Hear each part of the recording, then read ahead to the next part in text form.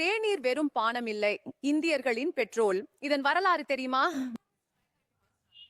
நான் தண்ணீர் கொதிக்க வைத்தபோது இந்த இலை அதில் விழுந்தது. கொதித்த பிறகு நல்ல வாசனை வந்தது. இதனால் மகிழ்ந்து இதற்கு மோர் என பெயரிட்டேன். நாம் இந்த மோரை மருந்தாகவும் சமூக கூட்டங்களிலும் பயன்படுத்தினோம்.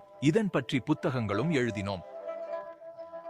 16ஆம் நூற்றாண்டின் நடுவில் சீனாவுடன் வர்த்தகம் செய்த போர்த்துகீசியர்கள் தேநீரை முதலில் கண்ட ஐரோப்பியர்கள் தேநீர் பெட்டிகளை போர்த்துகலுக்கு அனுப்பத் தொடங்கினோம். என் போர்த்துகீசிய மனைவி கேத்தரின் பிரகன்சா திருமண வரதட்சணையாக தேநீர் கொண்டு வந்தபோது பிரிட்டிஷ் மக்கள் ராணி தேநீர் அருந்துவதை பார்த்தனர். இங்கிலாந்தில் தேநீர் பெரும் தாக்கத்தை ஏற்படுத்தி அனைவருக்கும் பழக்கமாகிவிட்டது. இங்கிலாந்து தேநீர் தேவைக்காக தேடி அலைந்து அசாமில் பெசகாம் என்ற சர்தாருடன் நட்பு கொண்டேன்.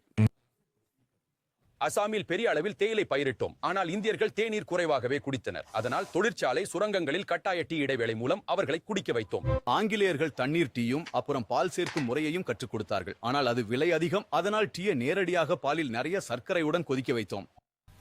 இந்தியாவில் இஞ்சி, ஏலக்காய், கிராம்பு போன்ற மசாலா கஷாயம் உடல் நலத்திற்காக அருந்தும் வழக்கம் இருந்தது. தேநீர் அருந்துவது வழக்கமான போது இந்தியர்கள் இந்த மசாலாக்களை தங்கள் பால் தேநீரில் கலந்து மசாலா தேநீர் தயாரிக்கத் தொடங்கினர்.